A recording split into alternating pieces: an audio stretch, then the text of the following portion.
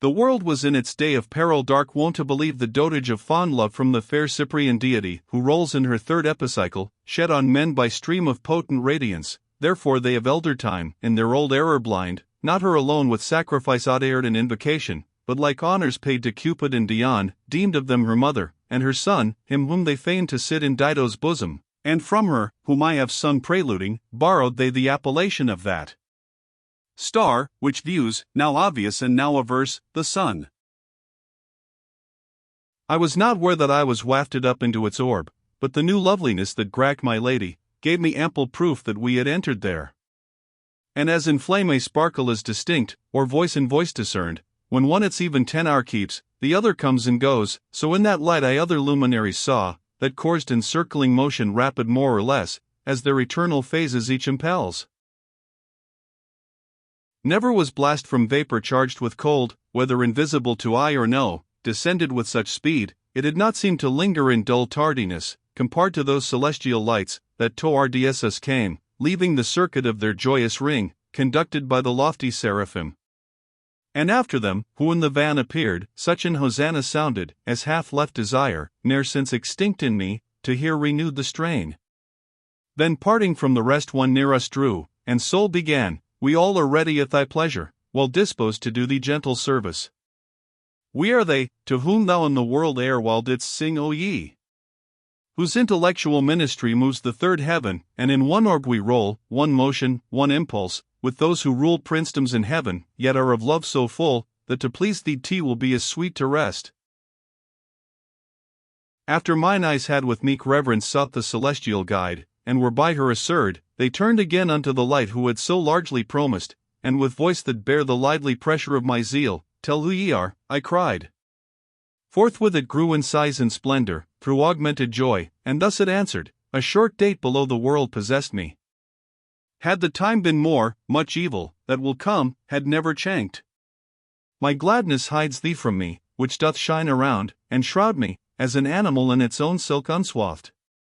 Thou lovedst me well, and hadst good cause, for had my sojourning been longer on the earth, the love I bear thee had put forth more than blossoms. The left bank, that Rhone, when he hath mixed with Sorga, laves.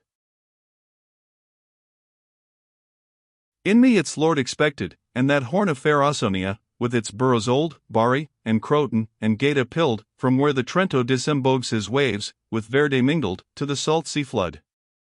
Already on my temples beamed the crown, which gave me sovereignty over the land by Danube washed, when as he strays beyond the limits of his German shores.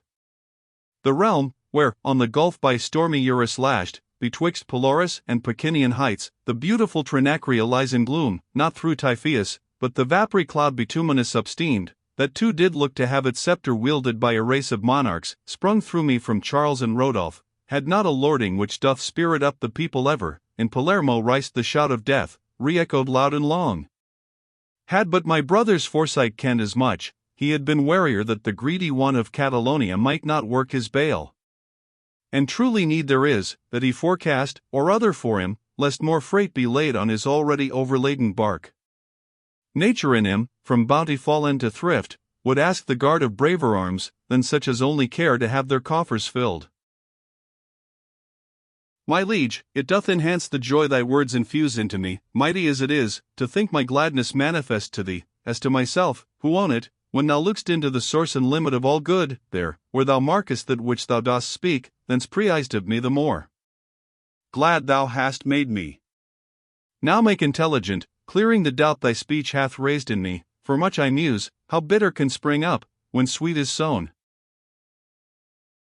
I thus inquiring, he forthwith replied, if I have power to show one truth, soon that shall face thee, which thy questioning declares behind thee now concealed. The good, that guides and blessed makes this realm, which thou dost mount, ordains its providence to be the virtue in these great bodies, nor all perfect mind upholds their nature merely, but in them their energy to save, for naught, that lies within the range of that unerring bow, but is as level with the destined aim, as ever marked to arrow's point opposed. Were it not thus, these heavens, thou dost visit, would their effects so work, it would not be art, but destruction, and this may not chance, if intellectual powers, that move these stars, fail not, or who, first faulty made them fail. Wilt thou this truth more clearly evident? To whom I thus, it is enough, no fear, I see, lest nature in her part should tire. He straight rejoined, Say, were it worse for man if he lived not in fellowship on earth? Yea, answered I, nor here a reason needs. And may that be, if different estates grow not of different duties in your life? Consult your teacher, and he tells you no dot.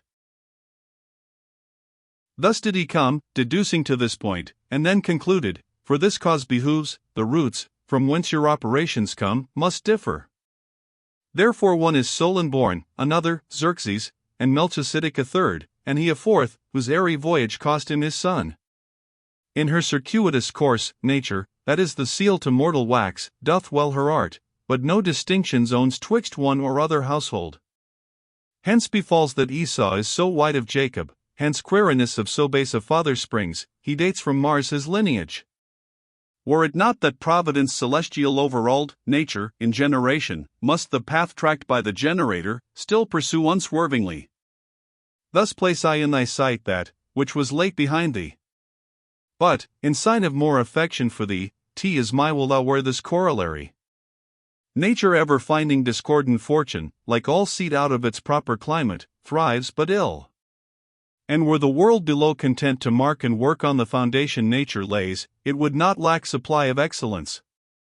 But ye perversely to religion strain him, who was born to gird on him the sword, and of the fluent phrasemen make your king, therefore your steps have wandered from the paths.